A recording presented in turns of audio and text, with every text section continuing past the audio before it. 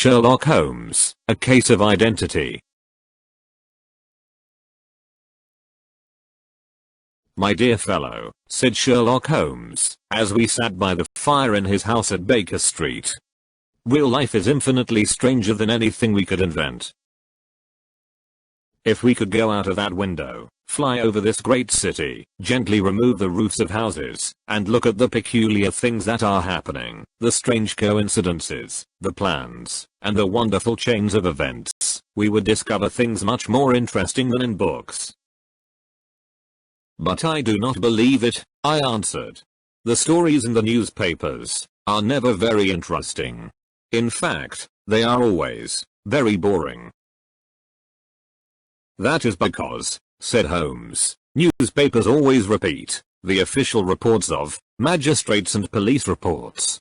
You can be certain that there is nothing as unnatural and strange as the commonplace." "I know," I replied, "that your cases are always very interesting, but let us look at today's newspaper." I picked up the newspaper and began to read an article. It was about a husband who was cruel to his wife. "I don't have to read the article," I said, "but I am sure that the man had a girlfriend, that he drank, and that he began to hit his wife. I am also sure that there was a sympathetic sister, or landlady." "You have chosen a bad example, Watson," said Holmes, "because I have worked on this case. The man, Mr. Dundas, did not have a girlfriend, and he did not drink, and he did not hit her. Instead, at the end of every meal, he took out his false teeth and threw them at his wife. You must admit that nobody could invent such a story." "Do you have any interesting cases now?" I asked. "Well, I am working on 10 or 12 cases, but none of them are interesting. They are important, you understand, without being interesting. I have found that unimportant matters are usually more interesting. If there is a big crime, the motive is generally obvious. So, they are generally not very interesting. But I think I will have an interesting case in a few minutes." Holmes was standing at the window and looking down at the dull, grey London streets. There was a woman standing in the street. She was moving her hands nervously. It was obvious that she could not make up her mind. Then suddenly, she ran across the road and rang Holmes' doorbell. "I know those symptoms," said Holmes. "When a woman hesitates like that on the pavement, it means that she has a love problem. She wants help, but she thinks that her problem is too delicate to communicate. But when a woman does not hesitate and rings the doorbell hard, it means she was seriously wronged. In this case, this woman is confused and perplexed, and wants an explanation." As Holmes was speaking, the servant announced Miss Mary Sutherland. She was a large woman. She wore a hat with a red feather, a black jacket, a dark brown dress, and grey glove. She also wore round gold earrings. When Holmes saw her, he said, "Isn't it difficult for you to type with such bad eyesight?" "I thought so at first," Miss Sutherland replied, "but now I can type without looking at the keys." Then she looked surprised and frightened when she understood that Holmes already knew so much about her. "How do you know that?" asked Miss Sutherland. "It is my business to know things," said Holmes, laughing. "If I could not see these things, why would people come to me? In any case, I can see the marks of the glasses on your nose." "I have come here," she said, "because I want to know where Mr. Homer Angel has gone." "Why did you come here in such a hurry?" asked Holmes. Once again, Miss Sutherland looked very surprised. Holmes then explained that her boots were not the same, and that they were not completely buttoned. "Yes, I did hurry out of the house, because I was angry at Mr. Windibank, that is, my father. He did not want to ask the police about Mr. Angel. He said that nothing bad had happened. This made me angry, so I came here to see you. Your father, said Holmes. He must be your stepfather because his surname is different from yours. Yes, my stepfather. I call him father, even though that seems strange to me. You see, he is only 5 years older than me. And, is your mother alive? Asked Holmes. Oh, yes, mother is alive, and well, answered Miss Sutherland, but I was not happy when she married Mr. Windibank so soon after father died. Also, Mr. Windibank is 15 years younger than mother.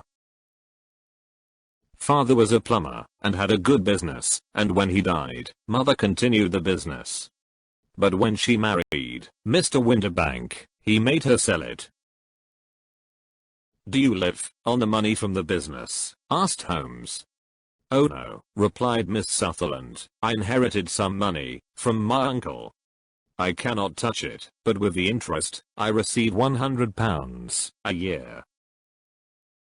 That should be enough for you to live quite comfortably, said Holmes. I give that money to mother, and I live on the money I make typing, she replied. Now, can you tell us about Mr. Hosmer Angel? Asked Holmes. Miss Sutherland blushed deeply, and said, I met him at the plumber's ball. They used to send tickets to my father when he was alive, and after he died, they sent them to my mother. But Mr. Windibank didn't want us to go. He said that my father's friends were not good enough for us. But the day of the ball, Mr. Windibank went to France on business, so mother and I went to the hall, and it was there I met Mr. Angel.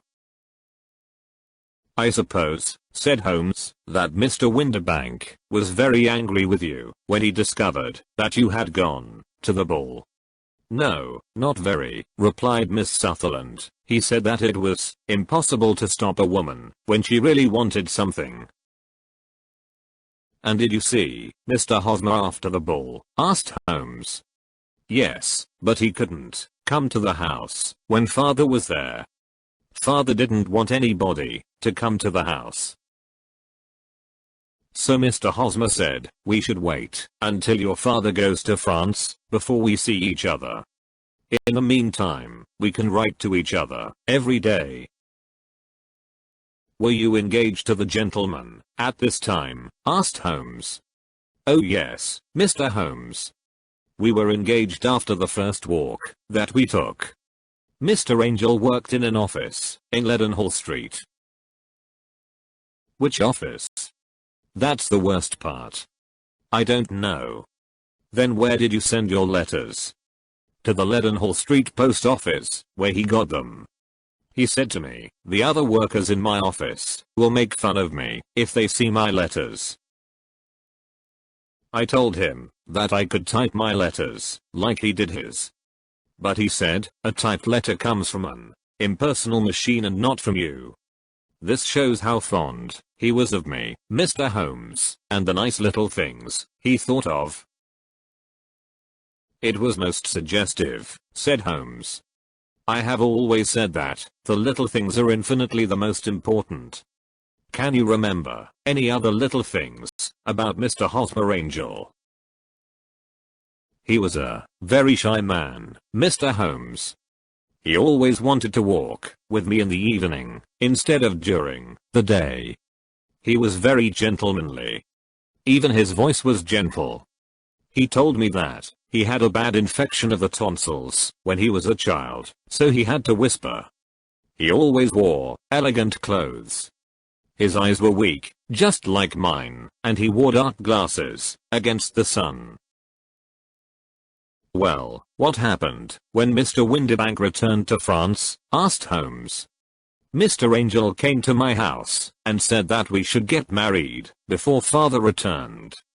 He was very serious and said, put your hand on the Bible and promise me that you will always love me. Mother agreed with him. Mother liked him from the beginning, and liked him even more than I did. When they started talking about our getting married within the week, I asked them if I should ask father first. They said no. I, however, did not want to do anything in secret, so I wrote to father at his office in France. But the letter came back to me on the very day of the wedding. It missed him then. Yes, sir, he had started back to England just before the letter arrived in France. Ha. That was unfortunate. Your wedding was planned then for the Friday of that week. Was it to be in church? Yes, sir, but very quietly. On the day of the wedding, Hosmer came in a hansom to take mother and me to the church. But since there were two of us, mother and I went in the hansom, and Hosmer took a cab. We got to the church first, and when the cab arrived, we waited for him to come out, but he never did. The cabman said that he could not understand what had happened to him. I think that you have been very badly treated, said Holmes. Oh no, sir. Hosmer was too good and kind to leave so. Why, all morning before the wedding he said to me, if anything happens to me, you must always love me. You must wait for me. I will return to you. I thought this very strange to say on the day of our wedding, but his disappearance explains everything. It certainly does, said Holmes. In your opinion, did he know that he was in danger? Yes, I think so. But do you know what the danger was? No, I don't. One more question. How did your mother react? She was angry, and told me that I should never speak about him again. And your father? Did you tell him? Yes, he said, something terrible has happened to Hosmer, but he will return. I agree with my father. Why would Hosmer leave me? After all, there was no money involved. Hosmer did not borrow money from me, and I never put the money which I had inherited in his name. So he did not take my money and leave. Then she pulled out a handkerchief and began to cry. I will try to solve your problem, said Holmes, but don't think about it anymore. Forget about Mr. Angel. Do you think that I will ever see him again? No, I'm afraid not. Then what has happened to him? You will leave a question with me. Now, I need some of Mr. Angel's letters, a good description of him, and also your father's address. I never had Mr. Angel's address, said Miss Sutherland, but here is Mr. Windibank's address. He works for a wine importer. Here is the advertisement with a description of Hosmer that I put in the newspaper The Chronicle. Miss Sutherland then left, but before leaving she said, I will always wait for Hosmer Angel to return. When she had left, I asked Holmes about the case. The young woman is quite interesting, but her little problem is not very difficult or unusual. Would you mind reading me the description of Hosmer Angel? I then read it to Holmes. Missing, a gentleman called Hosmer Angel. About 5 feet 7 inch tall. He's strongly built with black hair, black sideboards and mustache. He's a little bald in the center. He wears dark glasses, and he's got a speech defect. He has got a sallow complexion.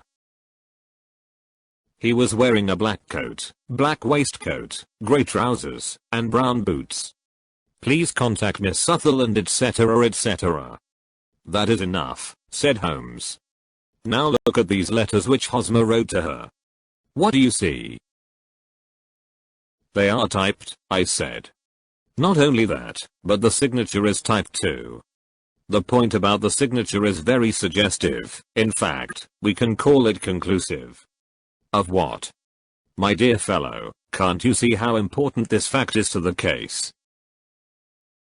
No, I can't, I replied, unless Hosmer didn't sign his letters because he didn't want to be legally responsible for what he promised.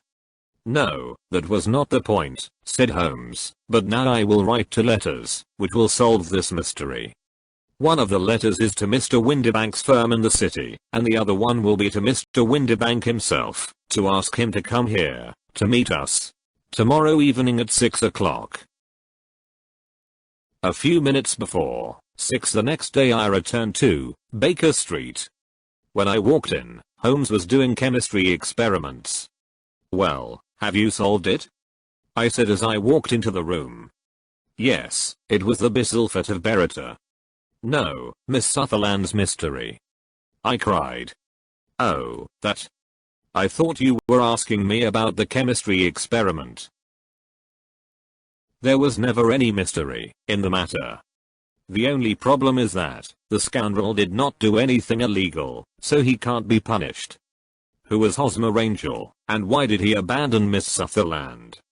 But Holmes did not have time to answer me, because just then, we heard someone knock at the door, and then someone walking towards Holmes' room.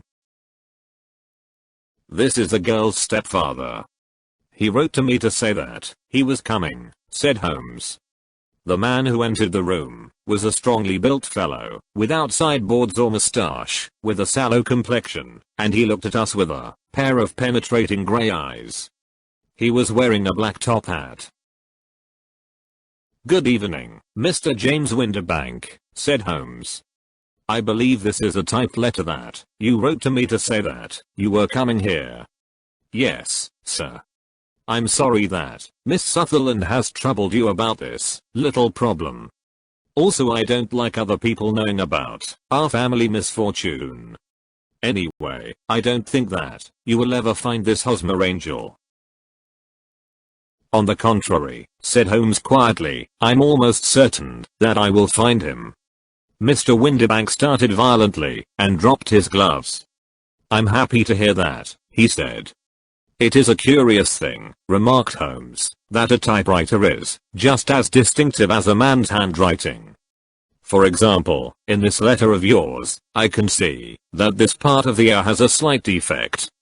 There are also 14 other characteristics of your typewriter. We write all the letters in the office with this typewriter," said Mr. Windibank. "And now," continued Holmes, "I will show you what is really very interesting.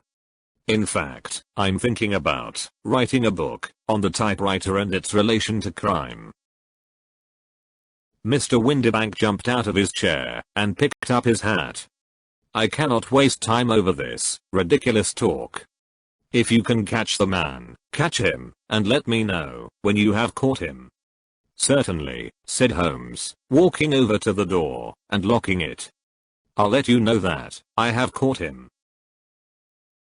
"What? Where?" shouted Mr. Windibank, becoming white and looking around like a rat in a trap. "You can't get away, Mr. Windibank," said Holmes. "This case was really very easy. Now sit down, and we can talk about it." Mr. Windibank fell back into the chair. "I did not do anything illegal," he stammered.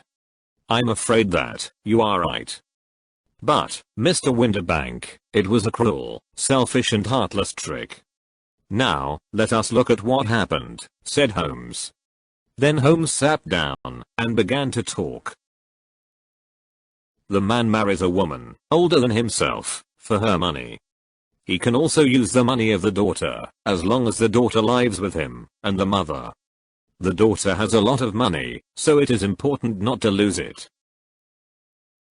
But the daughter is friendly and affectionate, so it is clear that she will soon find a husband. At first this man tells the daughter that she cannot go out, but this will not solve the problem forever. Then one day, the daughter says that she wants to go to a ball. What does the clever stepfather do then? With the help of the wife, he disguises himself. He wears dark glasses and puts on a fake mustache. Then he changes his voice and speaks very softly. He is even more certain that his plan will work because the girl is short-sighted. Then at the ball this man keeps away other lovers by becoming the girl's lover himself." "It was just a joke at first," groaned Mr. Windibank. "We didn't think that the girl would fall in love." "Yes, that is probably true," continued Holmes. But the girl really fell in love, and you decided to take the situation to the extreme. You began to see her often, and the mother said that she liked him very much. Then you decided to ask Miss Sutherland to marry you, so that she would never again think about other men. But it was difficult for you to pretend to go to France every time Miss Sutherland had to see Mr. Angel. You had to end the situation dramatically. In some way, you had to keep Miss Sutherland from thinking about other men in the future. Therefore, you made her promise on the Bible, and you told her that something could happen on the very morning of the wedding. You took her to the church, but obviously you could not marry her. You disappeared by using the old trick of entering one door of a cab and walking out the other. I think this is the chain of events, Mr. Windibank. Yes, maybe that is true, replied Mr. Windibank, but I did not do anything illegal, and now you are breaking the law because you will not let me leave this room. You are right. You did not do anything illegal, said Holmes as he unlocked and opened the door, but you really deserve to be punished, and I would do it. Then Holmes picked up a riding crop, but Mr. Windibank ran out the door and out of the house. Now, he certainly is a cold-blooded scoundrel, said Holmes laughing. That fellow will continue doing worse and worse crimes until he does something really bad and finishes on the gallows. In any case, this case had some interesting points. I cannot completely follow your reasoning in this case, I said. Well, it was clear from the first that Mr. Hosmer Angel had a very good reason for his actions, and that the only man who could really profit from the situation was the stepfather. He wanted to keep the £100 a year. Then it was very suggestive that Mr. Windibank and Mr. Hosmer Angel were never together, and so were the dark glasses, the soft voice, and the mustache. They all suggested a disguise.